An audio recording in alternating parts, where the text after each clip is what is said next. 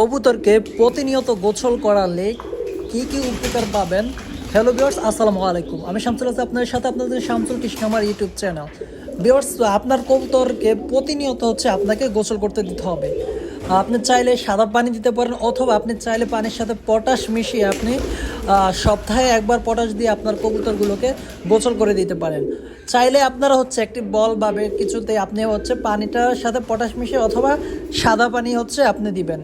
অন্তত মাসে না হলো সপ্তাহে, যদি সপ্তাহে একবার না পারেন তাহলে মাসে একবার হলো পটাশ দিয়ে আপনার কবুতরগুলোকে গোসল করানোর চেষ্টা করবেন ইনশাল্লাহ। তাহলে কবুতর থেকে সকল প্রকার রোগ জীবাণু থেকে কবুতর আপনার রক্ষা পাবে এবং ভাইরাসের অ্যাটাক থেকে ওরা অনেকটাই নিরাপদ থাকবে।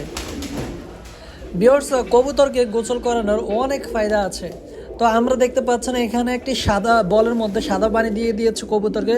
যেহেতু আমরা প্রতিনিয়ত গোসল করাই, ইনশাল্লাহ নেক্সট কয়েকদিন পর আমরা আবার পটাশ দিয়ে কবুতরকে গোসল করাবো।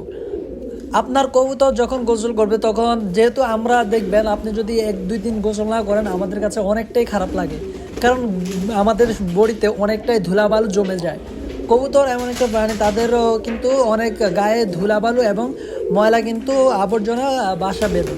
তো আপনি যখন পানি দিবেন তারা কিন্তু ওই পানিতে সুন্দরভাবে গোসল করে নেবে। দেখতে পাচ্ছেন ওরা কিন্তু খুবই দুষ্টামি করে গোসল করতেছে, খুবই সুন্দরভাবে গোসল করতেছে। তো ওরা গোসল করতেছে, দেন আমি পানিটা চেঞ্জ করে দেয় মাঝে মধ্যে।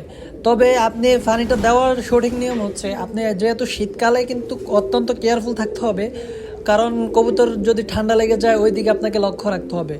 শীতকালীন সময় আপনাকে কবুতরকে গোসল করানোর টাইম হবে আপনার 10টার পর থেকে, যখন সূর্যটা সঠিকভাবে উঠবে এবং সূর্যের তাপমাত্রা মোটামুটি ভালো একটা পর্যায়ে থাকবে, তখনই আপনি কবুতরকে গোসল করতে দেবেন। এবং গোসল করার 1 ঘন্টা বা 1.5 ঘন্টা বা বাটিটা রেখে, আপনি পানির পাত্রটা রেখে আপনি কিন্তু কবুতর যখন দেখবেন গোসল হয়ে গেছে, পানিটা আপনি কিন্তু সরিয়ে ফেলতে হবে। অন্যথায় কবুতর কিন্তু যদি এখানে সারাক্ষণ গোসল করতে থাকে তাহলে ওদের ঠান্ডা লেগে যেতে পারে। তো আপনাকে দেখা গেছে সব দিকে আপনাকে বিবেচনা করতে হবে, কারণ কবুতরের সুস্থ রাখার জন্য আপনি গোসল করতে দিবেন, কিন্তু গোসলে যদি হিতে বিপরীত হয়ে যায়, কবুতরের অসুস্থতার কারণ হয়ে যায়, তাহলে বিষয়টা কিন্তু অত্যন্ত জটিল হয়ে যাবে। তো সেদিকে লক্ষ্য রাখতে হবে। এবং কবুতর খাবার ব্যবস্থা আপনাকে ঠিক রাখতে হবে। কবুতর সুস্থ রাখার কয়েকটি টিপসের মধ্যে কবুতরকে খাবার, সুন্দর খাবার দিতে হবে, মানে ময়লাযুক্ত খাবার দেওয়া যাবে না।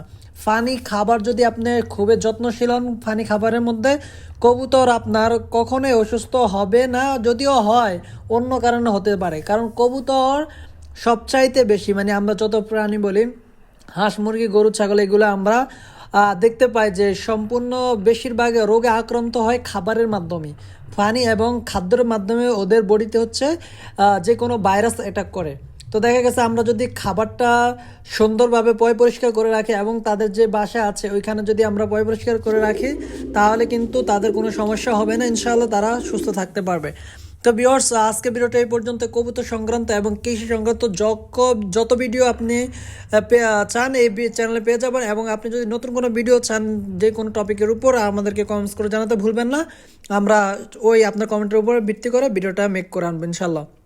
তো আজকের ভিডিওটা এই পর্যন্ত। ভালো থাকুন, সুস্থ থাকুন। আসসালামু আলাইকুম। নতুন ভিডিও পাওয়ার জন্য চ্যানেলটি সাবস্ক্রাইব করে সাথে থাকুন। ভিডিওটা শেষ পর্যন্ত দেখার জন্য থ্যাংক ইউ। আসসালামু আলাইকুম।